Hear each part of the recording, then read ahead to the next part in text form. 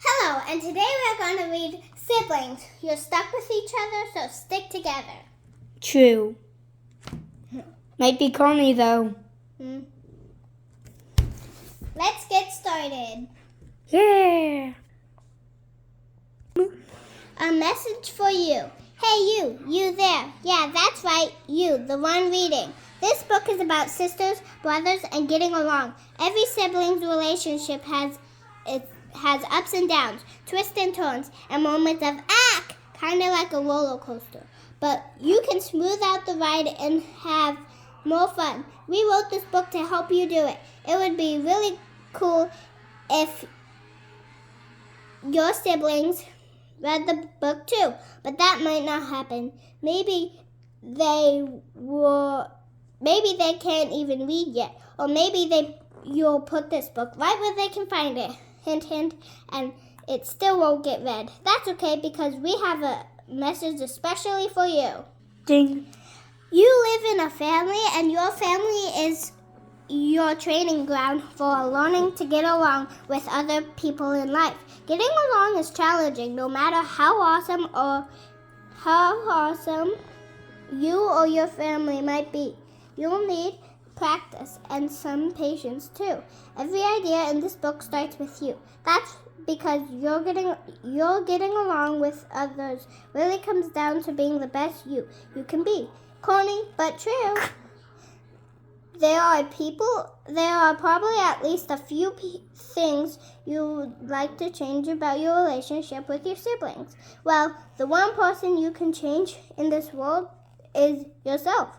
The new ways you decide to act and speak may inspire your sisters or brothers or the rest of your family to follow your lead. So give yourself a pat on the back or take a little bow. You deserve some credit for what you're about to do. Quick quiz. A sibling is 1. A kid who wears a lot of bling bling. 2. That pest who bugs you day and night. 3. A brother or sister. 4. Another word for attention hog. Oink oink. 5. Someone who's there for you in good times and bad times. Maybe for a lifetime.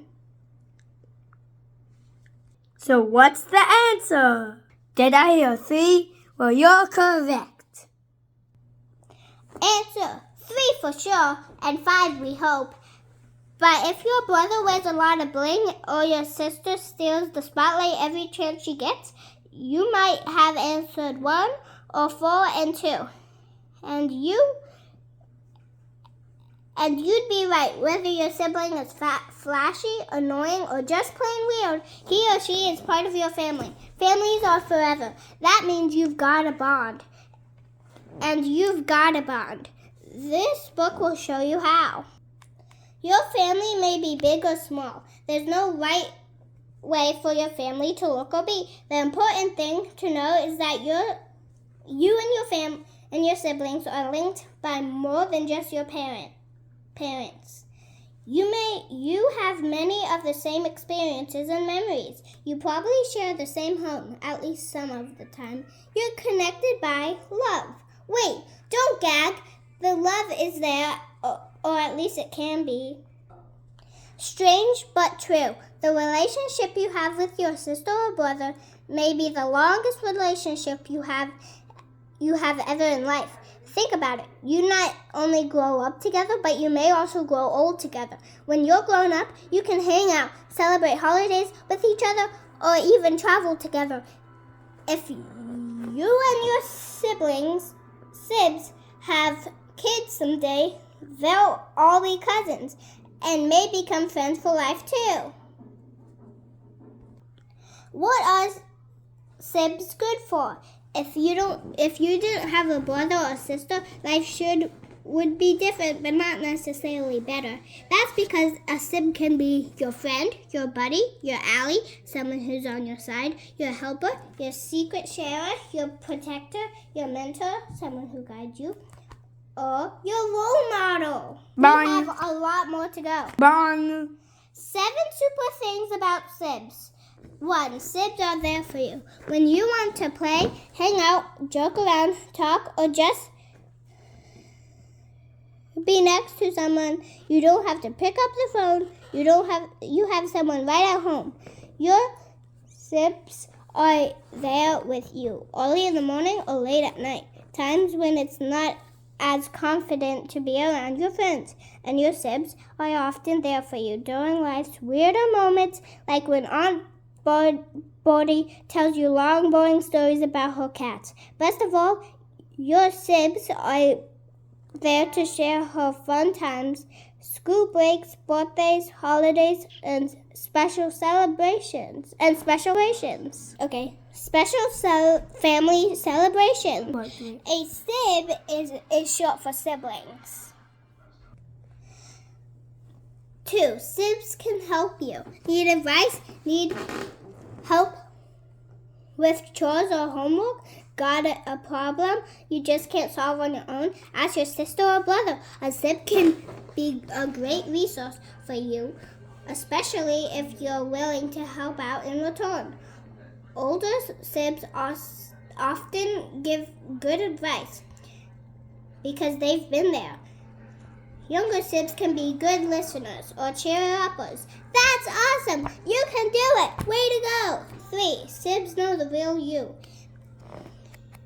Even your closest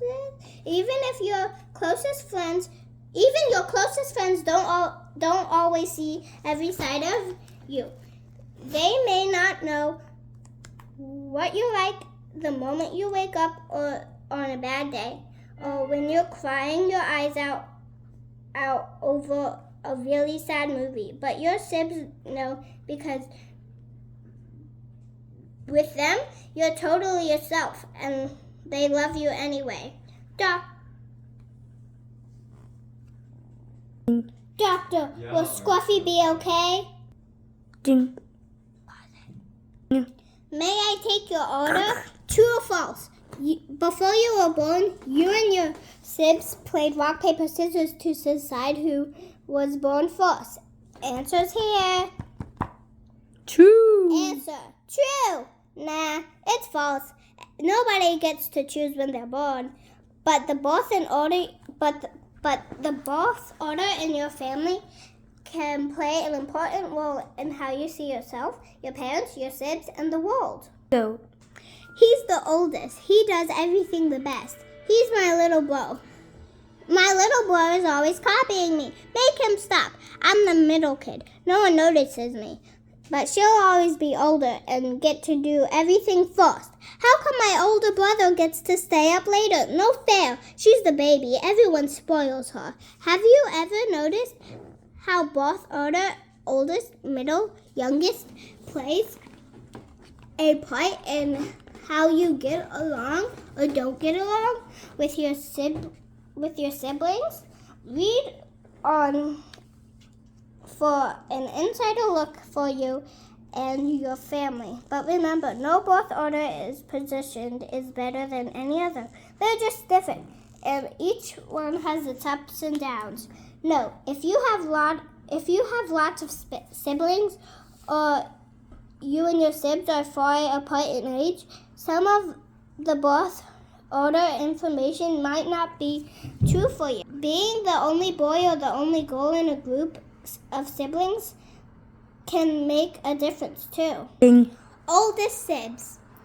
Being the oldest is both good and bad. The good part is you get to stay up later and have more privileges. The bad part is that you get used to having your parents all to yourself until your sister or brother is born. Then you have to share. Boy, age 10. The oldest sibling is the first child born to his or her parents. With no other kids around, the oldest siblings get all of their parents' time and attention. And everything the oldest child does, 4 steps, first day of kindergarten, losing the first tooth, is a big deal to the parents because it's new. Firstborns often feel special because they don't have to share their parents until the next baby comes along. Firstborns are also take charge kinds of people, maybe because they're used maybe because they're used to impressing their parents, or being responsible for younger sips. Quotes that appear in orange bubble are the real words of real kids the authors have talked to. Many oldest children want to do things perfectly, or high achievers like to be leaders, want to please others, tend to take care of others, are more serious and responsible. When a second child is born, the first child may not be too thrilled. After all, the parents are busier and have more responsibilities, and it's harder to get their attention. Even though parents say they have enough love for 2 children or more, kids don't always believe it. That's when the jealousy monster knocks on the door. See pages 49, 50 to 54 and lock that door. Middle children. When you're in the middle, you're kind of in between. I don't get the privileges of my older brother, and I'm not babied like my little sister, and sometimes feel left out, but can also be my own thing, like when it's just 2 of us sibling around. I can play the youngest or oldest boy, age 11. Being a middle child can be tough. You may not get to do as many cool things as older sips, or you probably don't get the amount of attention that your youngest child does. So it may be harder to feel special. Do you ever feel like you're fighting to get noticed? Hello? What you're like as a middle child may depend on how you view your older siblings. If you see them as stronger and smarter, you might think that you can't compete, so you find ways to stand on your own and be different. Or if you're jealous, and be different. Or if you're jealous of your older siblings, you may try to annoy them and make their life difficult.